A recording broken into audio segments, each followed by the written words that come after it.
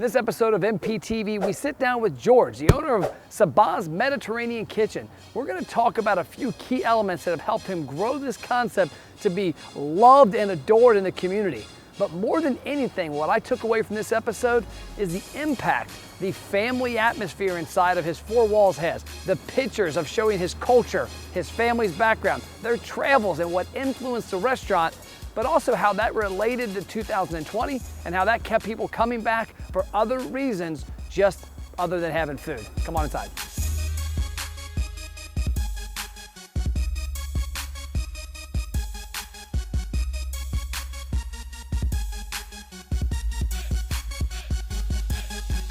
Hey, what's up? It's Matt. We're back with another episode of MPTV. We're still in Phoenix. We're at Sabas Mediterranean Grill. We're here with the owner, George. George, what's going on? Oh, living the dream. So are you trying to tease me with everything in front of me? Like I might just go into a coma here? That was the plan. You know, I figured if you came in and you saw all this stuff and you're just like, honestly, I'm shocked that it wasn't, dug into already. It was too good looking. So tell us about you, about the business and the concept. All right, well, my name's George Shankool. I'm the owner of Sabas Mediterranean Kitchen. Been running this business since the 90s with my family. My parents are now retired. My sister's still involved. We try to give an old world feel with some of our cuisine, but then we do a modern twist too. So I really like to keep people on their toes. I like to kind of push the boundaries on a lot of things, and sometimes it works great, sometimes it doesn't, and the ones that do work great obviously make the menu, and the ones that don't we just forget about because that never happened.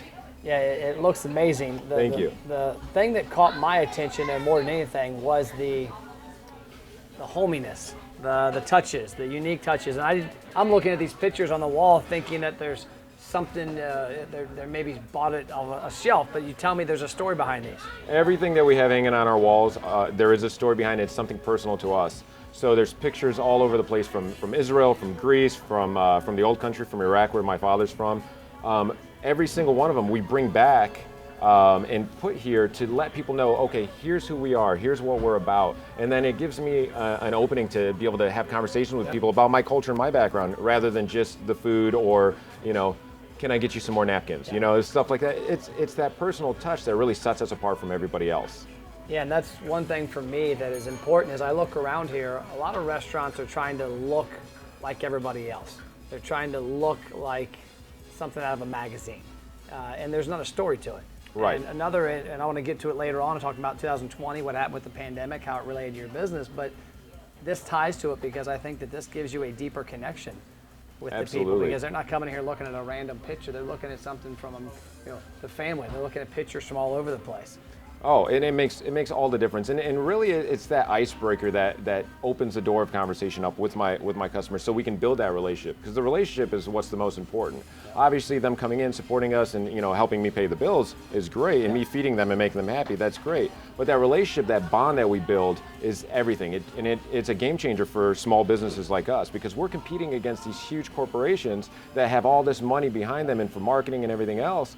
But with us, if we can get in to a personal level with our clientele, that changes everything, because then when we do market, it's more personal to them. It's not me just throwing things at them. It's them like, oh, George said this, or oh, look at what's going on at Sabas now. Let's go see see what's new, see what's going on. It makes all the difference.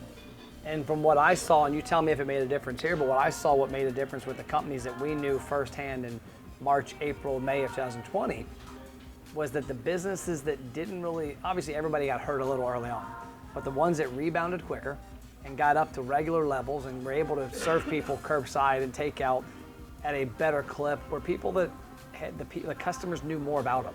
They weren't, hey, this is the place I go get my burritos. I come every once in a while. There's a college girl waiting on me. This is the place that George and his family started, and they know the background. There's a personal connection. They were more inclined to support the restaurants. Did you guys see that too? 100%. So for us, that was one of the first things people came in and told me.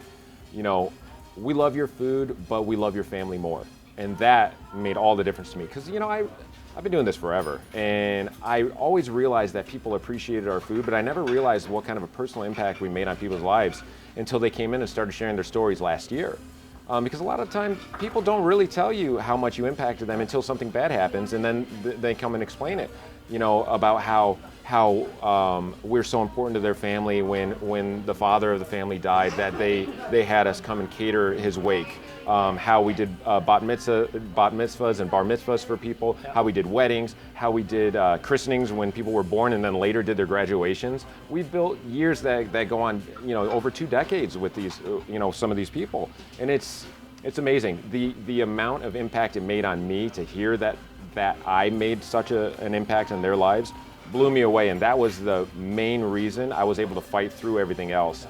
All the drama, all the craziness, everything else that was going on, it beat me down. But hearing their stories and how I made that connection with them gave me the encouragement to say, you know what, this is worth fighting for. And I think that's a story that people don't tell enough. They don't connect with their clients at a deep enough level. A lot of them don't realize it. Like I was telling clients, we had a lot of them that ironically did better when May, June, July, August came around, and it was because the people said, hey, I want to support the people I care about, but the reason they knew about them were pictures on the walls, I've seen you do video, I've seen a lot of video online with you telling the story and talking about the brand and the family. Mm-hmm. Seeing that it's not just some family that lives in a penthouse in downtown Phoenix that owns 20 restaurants. They see that this is the person, this is the mom, this is the dad, this is the son, this is the sister. And I think that's an important element. And also from a standpoint of creating content, it gives you a reason to create content.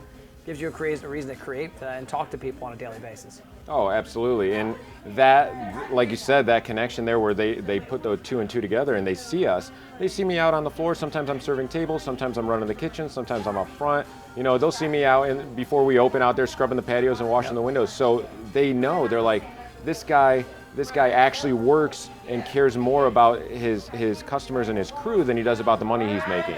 And that's what makes a huge difference too. Because everybody's in business to make a living.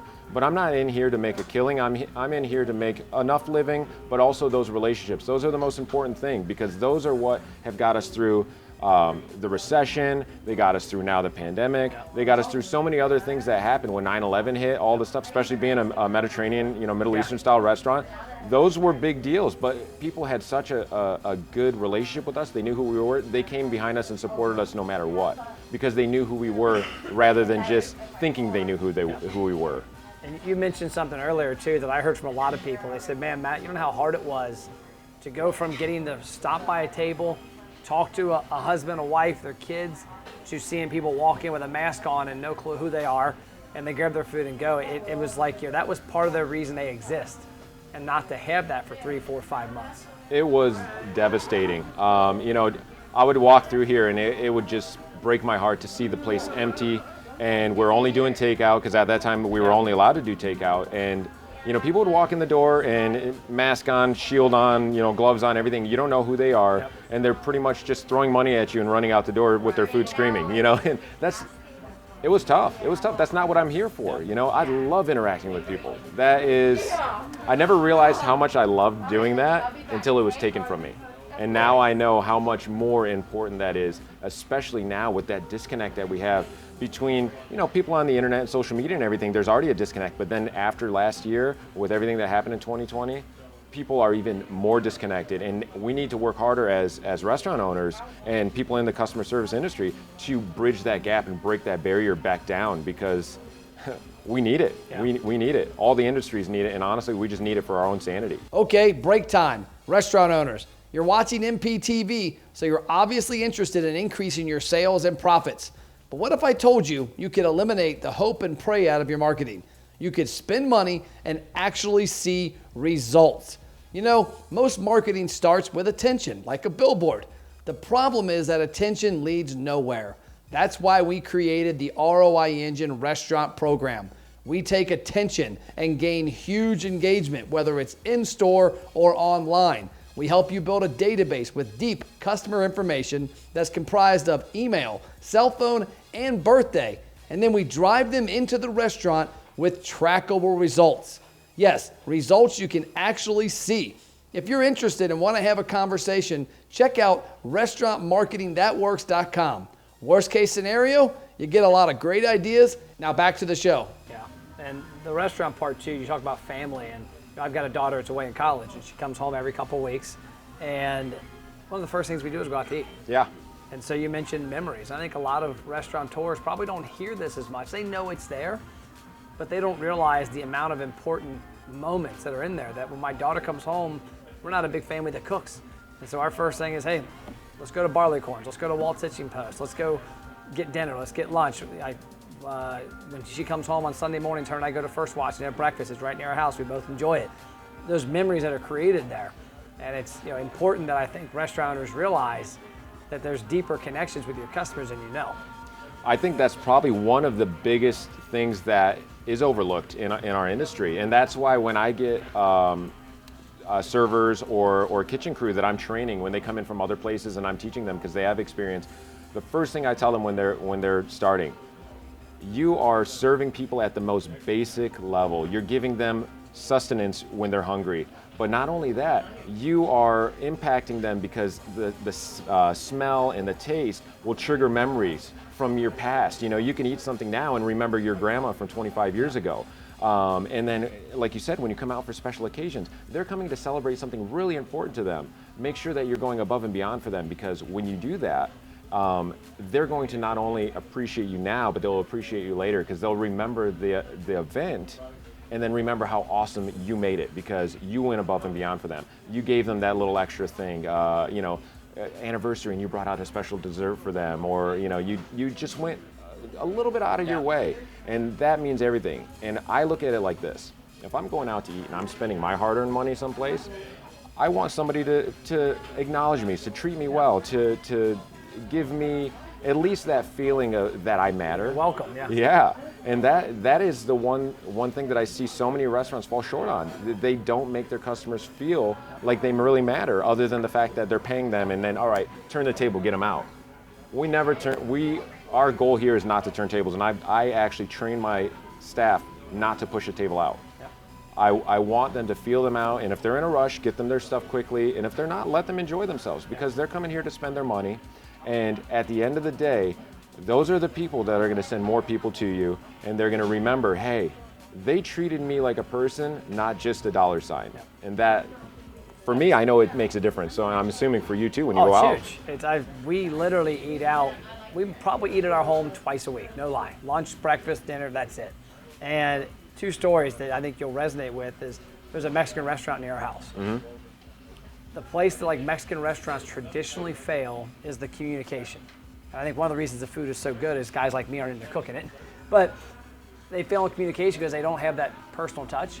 And the Mexican restaurant near our house we go to all the time, we love. It's unbelievable food. Service is always good. But the minute you sit down, what do you want? What do you eat? What do you want to? It was like they want our entire order then, and it's just they're trying to take care of people. Right. But for me, it's like, especially if it's me and my wife. Oh, we're good. We'll order about 10 minutes. We're getting some chips, some salsa. We're going to talk for a little bit. Then we'll order. I don't want to be out of here in 20 minutes. I want to be out of here in an hour. Yeah. But the other part of it is there's a restaurant. I mean, my shirt's pretty noticeable. It's orange. Yeah. I wear it every day. Orange shoes on every day. And there's a restaurant near our house that we go to every week. We've lived near this restaurant now for 5 years. I grew up going to this restaurant, but we moved on the same street as this restaurant 5 years ago. We, like clockwork, go every week. You know how many times a manager has approached me and had a conversation with me? How many? Wow. There's not a person there. The owner knows me because my dad knows him from years ago. He's never in this location. There's not a person in that location except for one server who I see about every 4 or 5 months, and she actually made a point to say, hey, I've seen you guys here before, what's your names? But she's the only person. I'm like, if I owned a restaurant, if I was a general manager of a restaurant, and I had some crazy guy that wears an orange shirt in every week, that's very recognizable, that comes every week with his family and drops $80, I'm gonna make it my business to know who they are and to point out. Like if I go to Quaker Steak and Lube in Florence, there's a guy named Bob Jacoby. I could go in there once every 6 months. Bob's gonna come up and know who I am, where we're at, what my kid's doing. It's a great conversation. Oh, and that is so key. And that's what my crew does so well, and I'm so grateful for them because they actually took my guidance and used it. Going back to even when my parents were here, I could call my mom now and say, hey, Judy was in, and she's like, oh, ask her how the kids are, and she'll know their names, she know where they went to school, she knows all this, and I'm like, she hasn't even been in the restaurant in 7 years. She remembers. My crew is the same thing. they make personal connection with people. They'll remember their names, they'll remember what they eat. I'll watch customers walking from the parking lot, getting out of their car, and I know they eat the same thing every time they come for 15 years. I'll have it coming out of the window when they're sitting down. And I'm like, oh, Steve, Joe, how's it going? Here's your stuff. And they love it. It makes all that difference because they know that you actually care. If a general manager walked up to you when you and your family were there, recognized you and started chatting with you, it would have made an impact and you would have remembered. Oh, it would have been, welcome back, Mac. Glad to see you this week. I mean, we're there every week. But now, since they didn't, you remember that also. I remember it. Oh, I remember I did a couple videos on it about 6 months ago, because at that point, 4+ years, we had never had any server ever acknowledge like that we come all the time. Wow. And I'm not looking for discounts. I'm just looking appreciation. Like somebody walks into your business, you should know who they are, why they're there, all that good stuff. And this server actually asked it one time. Her name's Lisa, and she asked our kids' names, our names. I've seen you here before. We had a conversation, and then literally about 2 months later, we came back, and I found out she works on Friday nights only. Came back again, and she's like, hey, I got you guys. I sit in my area. Yeah, we'll sit there. And we had a conversation with her. Nice. But I think it's a missed element. It starts at the top. If the person at the top's not doing it, it's going to trickle down. No, and it's so true. And with my management and the servers, that's something that I really, really push on them to make sure that they're doing. And since they do that, it really builds up so much with that relationship. But it's not only the people that are at the table that are paying attention, it's the people that are around. So if you have a server who is helping every table, whether it's their table or not, and they're remembering people's names and they're helping other people out, it continues to bring that family vibe, like you said earlier, into the restaurant, and it just becomes a natural atmosphere rather than something that you feel is scripted or forced. And that's why I always try to tell my crew, I'm like, listen, this might be your table, this might be your section, but that's not the only table you're supposed to pay attention to. You're supposed to help everybody because everybody's watching what everybody else is doing. So if you're out helping every single table, whether they're theirs or not, number one, they're going to have a better experience, so they're going to come back more, which is going to bring more business to the restaurant, but also to you, and they're going to remember you. So next time they do sit in your section, they're going to remember you helped them, even though they weren't at your table. And that building them as a team is so important. And it goes to the same thing with my kitchen. When I tell them, I said, if you're going to serve food out of the window, I want you to pay out of your pocket for that same dish. If you wouldn't pay for that dish, don't serve it. Don't serve it. I'd rather go to waste than go out the window and it's not right. And don't tell me, well, it's okay, or I would have eaten it if you gave it to me. Well, that's not what I'm asking you, because I'm not giving it to them. They're paying for it. So give them good products. Or it's like there's a radio commercial now that I think it revolves around DUIs. They're driving under the influence, and it's probably. Would you do that? Probably. Would you do that? Probably. Could you survive that? Probably. Should you do this? No. No. And it's the same thing. Would you eat that? Probably. Well, if it's not, heck yeah. If I wouldn't love it, don't do it. Right. Speaking of what you eat, talk about your food, because I'm looking at the menu. Number one, the cover's great. I love it. I think too many businesses don't make enough of a showcase of what they're doing here. Talk about the menu. Talk about some of the food and what you've done to stand out, because there's a lot of restaurants here in Phoenix. Yes. There's a lot. Yeah. What have you done to stand out, and what have you done to kind of craft this menu?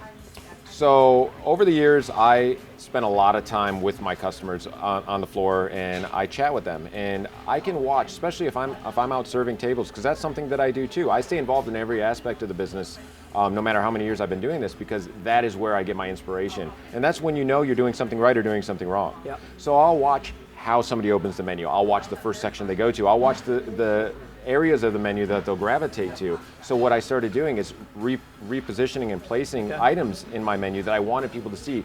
Because I had some things that were so awesome and they weren't getting ordered, and I just couldn't understand it. And then I would change a position. It was on the menu for 10 years. I changed the position of it, and it took off, and people are like, when did you add this?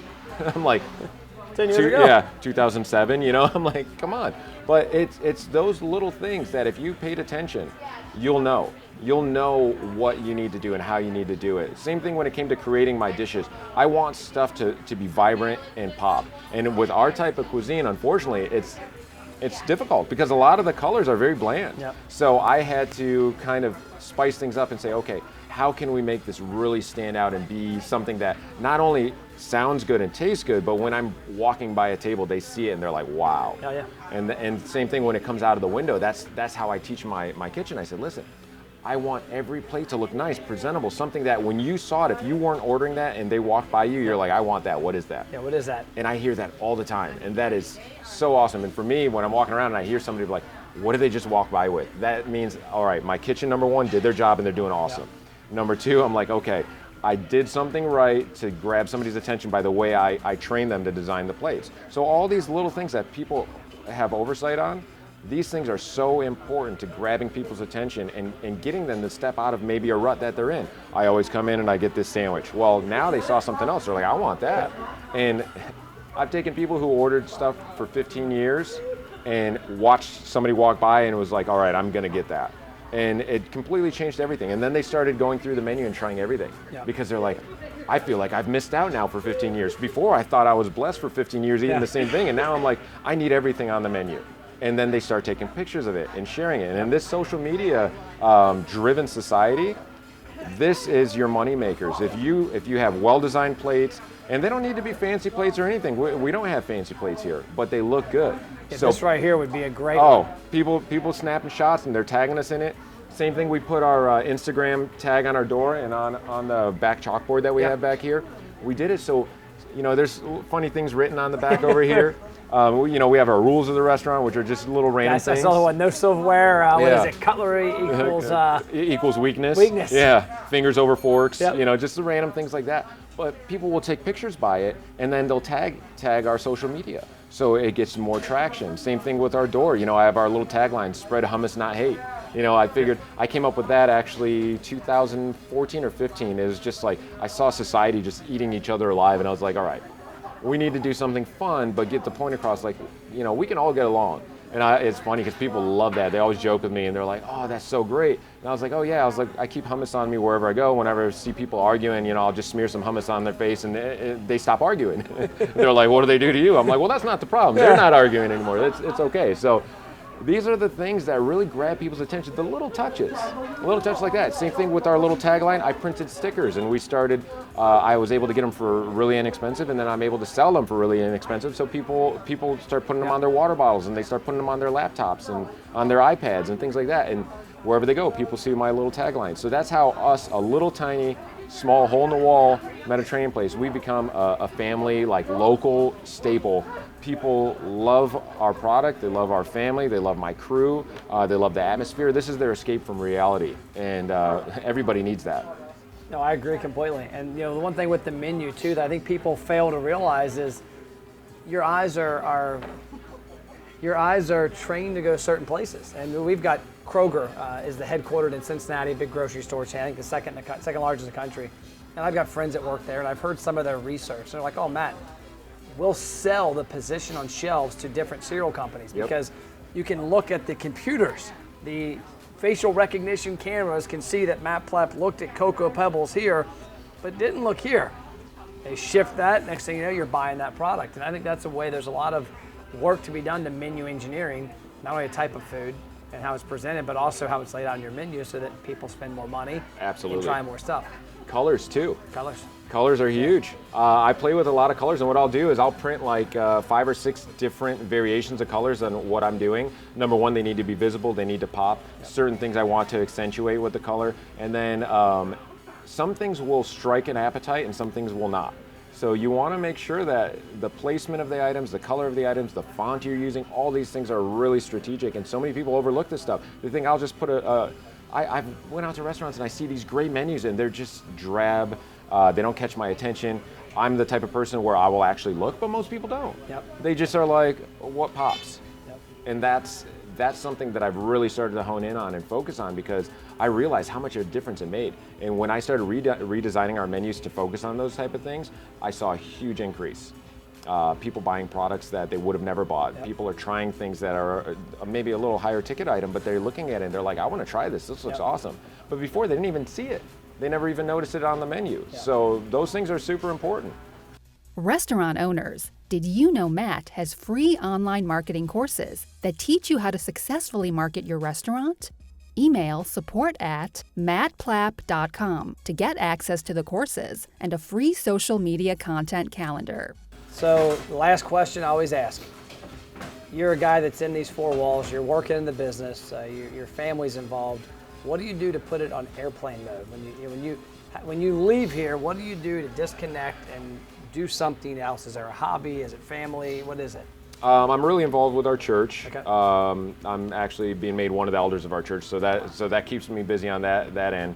I helped coach my kids' little league. All three of my kids are also in Taekwondo, so I'm involved with them in that.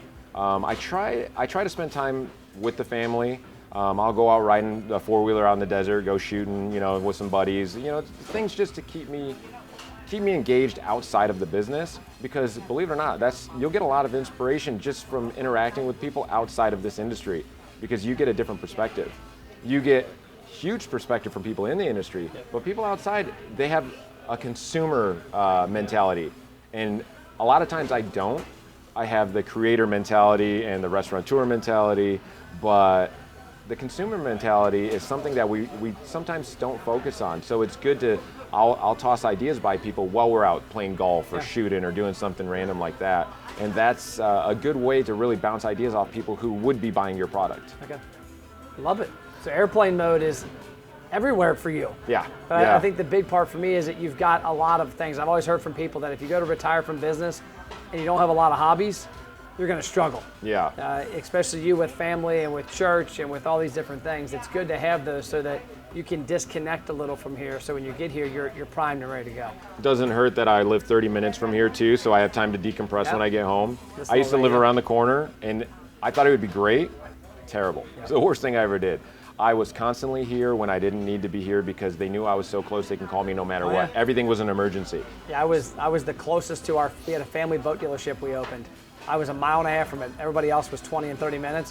When that alarm went off at 2 a.m., Matt, cops calling you, goes to fix the alarm, and it was like, oh, I thought this was going to be convenient. Nope. Oh, no, yeah. That's one thing I think too, because you need that time to decompress. Yeah. Because especially if your spouse isn't involved in the business, like my wife's a teacher. Okay. She worked in the restaurant with me for a while, but then we thought it was best for her to stay home with the kids when they were young. So she did, and then now she wanted to do something for herself, which I encouraged, because I said, you know what, go do that. It saves that relationship, because you start to, this industry's tough, and if your heart's not 100% in it, so if your spouse's heart's not 100%, it's going to reflect into the business, and that will also hinder your growth. So she's growing, she's happy, I'm growing, I'm happy, and the restaurant's thriving, because we're salvaging that relationship by her doing her own thing, me having 30 minutes to decompress and not bringing all the, you have stories every day. So sometimes they don't want to hear them. I hear you there. Well, cool. Well, I appreciate your time. Appreciate you. So that's all we've got for this episode of MPTV. If you take anything away from this entire episode, it's what made a difference last year when the pandemic hit. Relationships with customers. And if you can see the wall behind the camera, it's a lot of relationship building content that gives you reasons to stop by tables, reasons to talk to customers, and it helps you stand out from the restaurant down the street. That's all we got. We'll see you next episode.